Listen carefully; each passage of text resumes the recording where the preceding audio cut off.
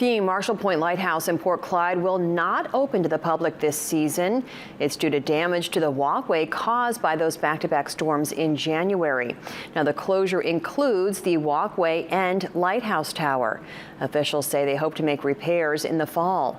There are signs posted, and officials are stressing that people should not try to get out to that walkway. In the meantime, the museum will still be open on weekends and in May.